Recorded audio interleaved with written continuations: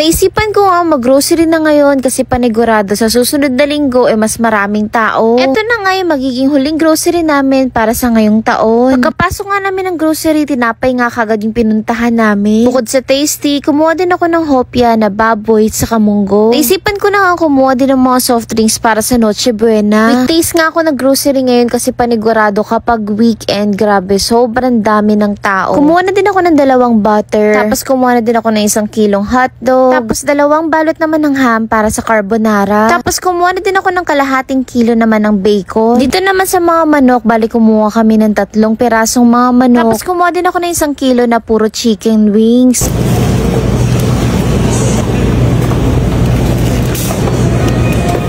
Tapos kumuha na din kami ng 1 kilong tilapia. Tapos kumuha din ako ng mga fresh milk.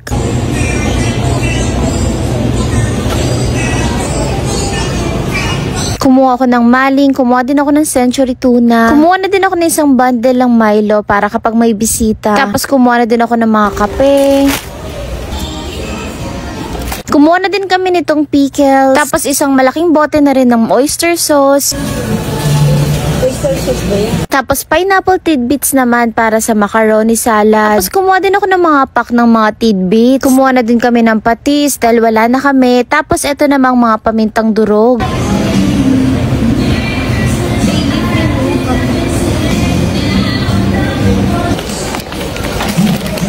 Tapos kumuha na din kami ng mga ganitong pasta para naman doon sa carbonara.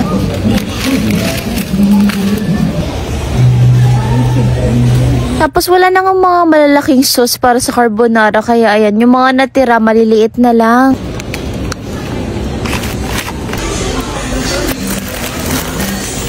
Habang nag-grocery nga kami, nakakatuwa kasi nakita ko yung pinopromote ko dito. Tapos ito rin, nakita ko rin yung handset. Nung nakumpleto na nga namin, dumiretso na rin kami dito sa counter para magbayad. Sa totoo lang, nung mga oras na yan, dumadami na din talaga yung mga tao. Kaya sakto, nandito na rin kami sa counter. Tapos nakakatuwa nga kasi may mga nakakilala sa akin dito. Kaya naman shoutout sa mga taga SM Supermarket dito sa may SM Molino.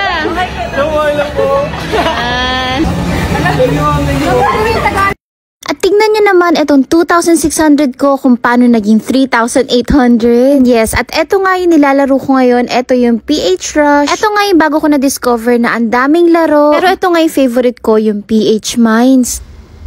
Dito, pwede kang mag-bet ng kahit magkano, 10 pesos, 100. Pero ako, mas gusto ko yung medyo mas malaki. Para mas malaki yung tubo. Ganon. Ayan, 200.